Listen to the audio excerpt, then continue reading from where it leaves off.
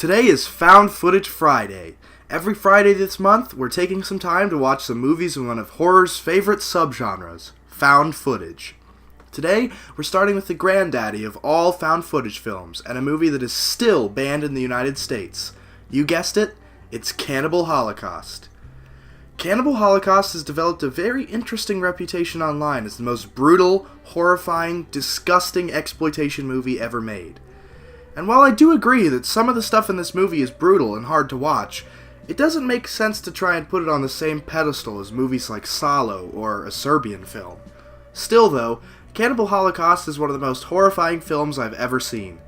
The movie tells a story of a university professor who is sent by a broadcasting corporation to go into the Amazon jungle and recover footage from a documentary crew that went missing while making a movie about a cannibal tribe in the region. The professor's journey takes up about half of the film, and it's pretty slow going for the first 40 minutes or so.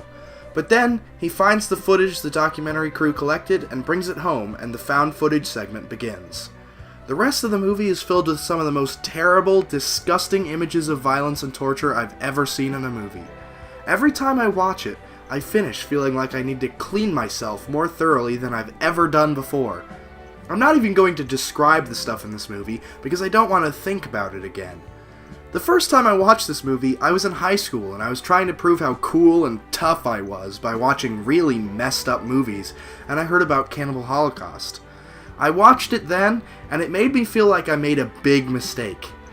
Now that I've seen a lot more terrible, violent movies, the actual violence in the movie isn't that bad, but what makes this movie hard to watch for me now is that they kill real animals in it.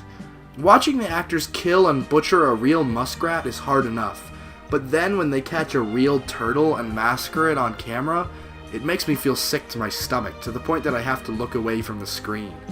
But content aside, why was this movie on my list if it's so awful? First of all, it pioneered the found footage genre. Not only did it use the same marketing strategy that the Blair Witch Project would use decades later by claiming that the footage was real and that real people died making the movie, but they did it so well that the director got charged with murder and taken to court until he could get all the actors to prove they were still alive. That's dedication to the format. But the real reason that I wanted to talk about Cannibal Holocaust is because I think it's an important movie. It tells the story of human evil and about how modern society's obsession with pushing the limits of violence makes us just as savage as the people who perpetrate it.